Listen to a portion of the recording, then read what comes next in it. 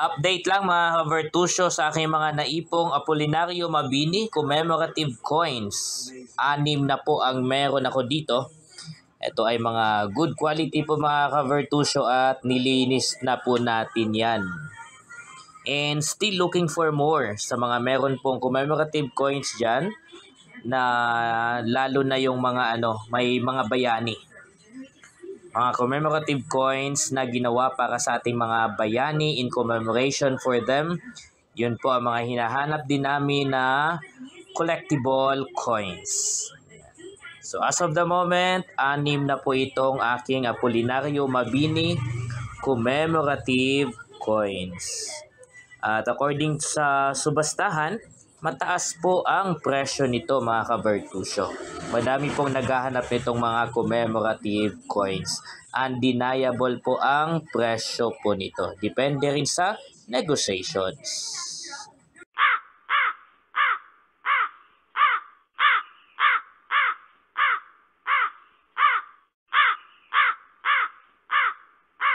Update din po mga ka-Vertusio sa isang commemorative coins din po na meron po tayo dito in my collection. Ito ay Leyte Gulf Landing, the 70th anniversary.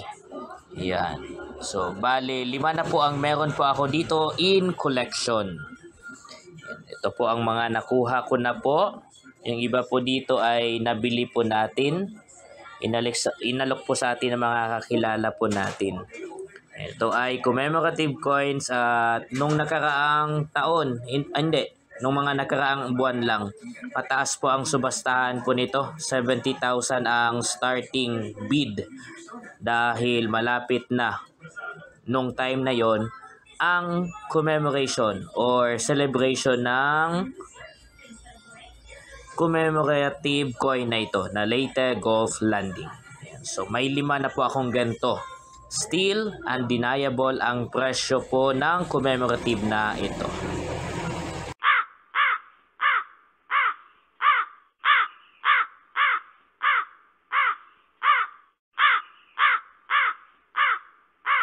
Ayun mga ka-Vertusio, update po tayo sa commemorative coin na meron po tayo dito. Ito ay General Luna. Ito yata ang commemorative coin na may hawak ng pinakamataas na value po ngayon. Dahil sa sikat na sikat kasi yung nangyaring movie na General Luna. Yan. So, commemorative coin na ito ay may mataas na value. Kahit sinong lumista po ang tatanungin po natin, mataas po ang bidding ng commemorative coin na ito. And as of the moment, 3 na po ang aking collected na General Luna commemorative coins. And still looking for more. Naghanap din ako ng General Malvar po nito. Yung Malvar kasi wala pa kami sa grupo. Tapos medyo rare to find siya na commemorative coin. Yung General Malvar. Kaya kung meron man kayo katulad po nitong General Luna, message na lang po ako.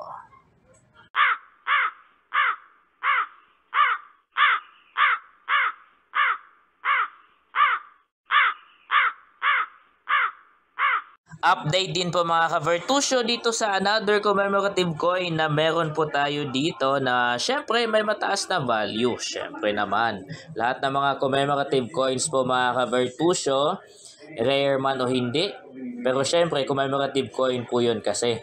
Kaya iilan lang po talaga ang nirelease ng BSP in commemoration of that particular bayani, pangyayari, celebration. At ang meron po tayo dito ay ASEAN 50 2017. As of the moment mga ka-Vertusio, meron na akong 4. Ang face value po nito ay piso lang.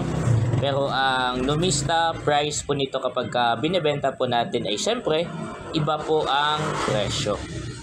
Yan. So 4 na po ang aking in collection or in possession. Willing ibenta. At the same time, naghahanap pa ng karagdagang gantong klase ng commemorative coin.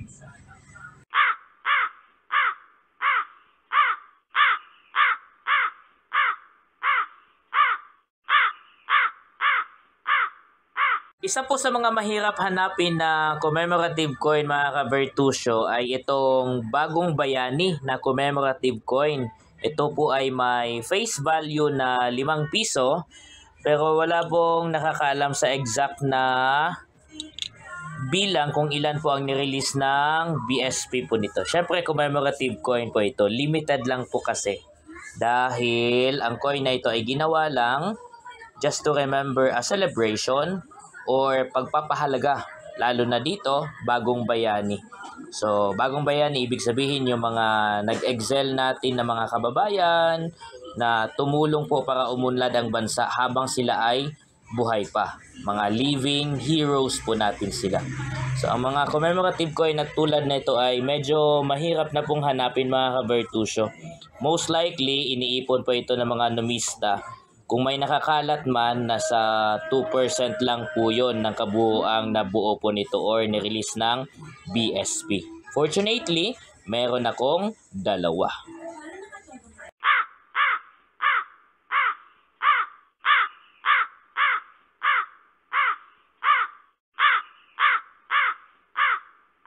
Update din syempre, hindi magpapahuli po itong aking collection ng commemorative coin na Andres Bonifacio. As of the moment, may 4 na po ako dito mga ka-Bertusio. Yan. At nung nakaraang subastahan po sa Cebu, ang starting bidding po nito ay 60,000. Tapos yung pinakamahal na ganto na nabenta noon nung nagkaroon ng subastahan sa Mango Avenue sa Cebu, umabot po siya ng 140,000. Yes. So mahal po ang commemorative coin na ganito, lalo na ang ating mga kilalang bayani talaga.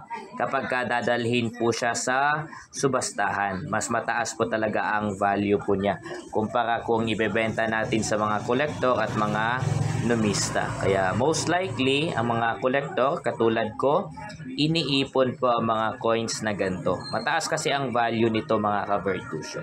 And ako, mayroon po akong 4 rito.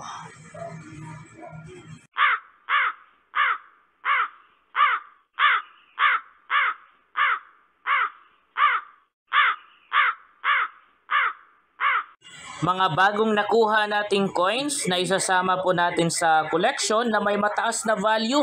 Yes, tama po yan mga ka-Bertusio. Ang mga coins na nakikita po ninyo ngayon na kumikinang ay may mataas na value po. Itong coin na ito ay error coin. Kung mapapansin niyo po yan, hindi po yan tampered mga ka-Bertusio. Talagang system error po yan. Tapos ito naman, brilliant and circulated 5 piso. Tapos meron po tayong 2 25 centavo coins na brilliant po yan. Bihira na lang po makakuha ng ganyan mga ka-Bertusio. Tapos meron tayo dito ng Apolinario Mabini commemorative coin. At isa din pong commemorative coin na 70th anniversary on the Leyte Gulf Landing. And so ito po ang mga coin na naipon po natin sa week na ito. Ngayong week lang na ito mga ka-Bertusio. Mula po sa kita natin sa pagtitinda.